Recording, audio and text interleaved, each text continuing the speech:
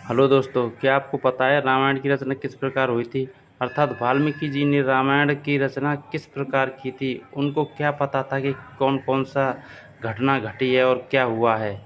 क्योंकि उस समय जब राम जीवन चल रहा था, उस समय त्रेता युग था। और उसके बाद उनको कैसे पता चला वाल्मीकि जी को कि रामचरित्र में क्या क्या हुआ है, क्या क्या वर्णन हुआ है?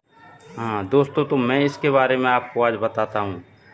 शिव पुराण में कहा गया है कि दयालु मनुष्य, अभिमान शून्य व्यक्ति, परोपकारी और जितेंद्रिय, ये चार पवित्र स्तंभ है जो इस पृथ्वी को धारण किए हुए हैं। ऐसा प्रतीत होता है कि ये चारों गुण एक साथ मर्यादा पुरुषोत्तम राम के चरित्र में समाहित होकर पृथ्वी की धारण शक्ति बन गए।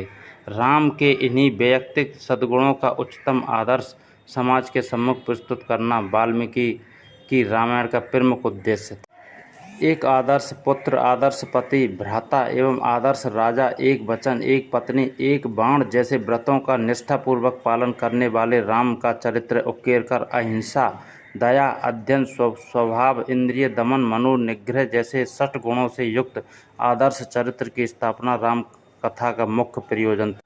ब्रह्मा जी के मानस पुत्र नारद जी से एक बार वाल्मीकि ने प्रश्न पूछा था, संसार में गुणवान, धर्मज्ञ, उपकार मानने वाला, दृढ़ प्रतिज्ञ कौन है?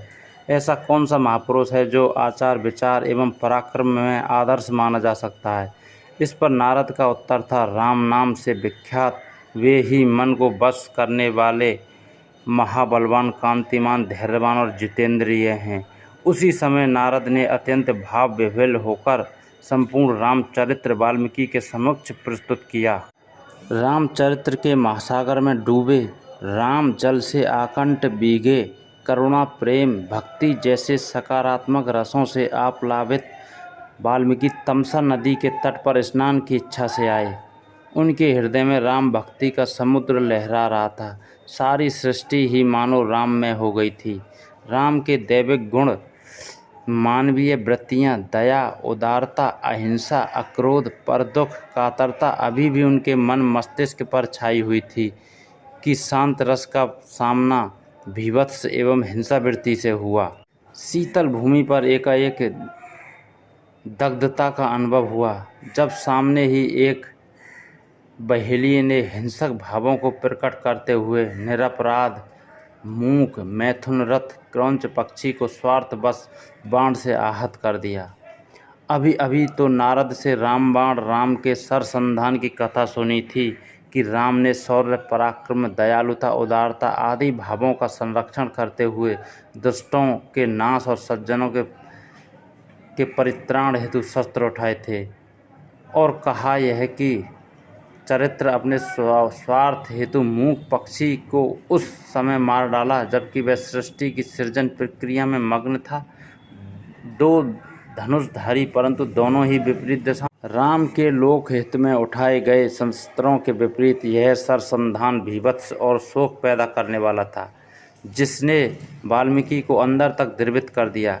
क्रौंच पक्षी की पीड़ा से एकाकार हुए वाल्मीकि के मुंह से माँ निषाद वाला श्लोक बह गया। सारी घनीभूत पीड़ा श्लोक में उतर आई। क्रौंच वध से आहत वाल्मीकि निषाद को शाप देने के बाद विरोधी भावनाओं के समुद्र में डूबते उतराते रहे। वे कर्तव्य करणीय के बीच द्वंद्व की स्थिति में थे। वे स्वर्ग से ब्रह्मा का आरोहण हुआ। वाल्मीकि सृष्टि के निर्माता एवं जगत के पितामह को स्वयं के द्वारा निषाद को शाप देने की कथा सुनाकर पश्चाताप करने लगे। इसी बीच अपने मुंह से निकले आदि श्लोक का भी वर्णन उन्होंने ब्रह्मा के समक्ष किया। वाल्मीकि के पश्चाताप युक्त वचन एवं श्लोक की चर्चा सुनकर ब्रह्मा ने उन्हें धीरज बंधाकर दुखी न होने को कहा। साथ ही आदेश दिया कि वे रामचरित्र का वैसा ही वर्णन करें जैसा कि उन्होंने ब्रह्मापुत्र नारद के मुंह से सुना था।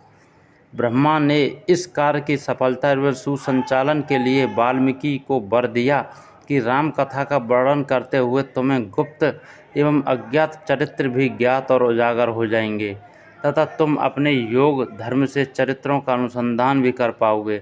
साथ ही जब तक सृष्टि में पर्वत नदियाँ रहेंगे तब तक लोग राम कथा का गान करते रहेंगे। अपने शोक को श्लोक में प्रकट करने वाले वाल्मीकि आदि कवि कहलाए।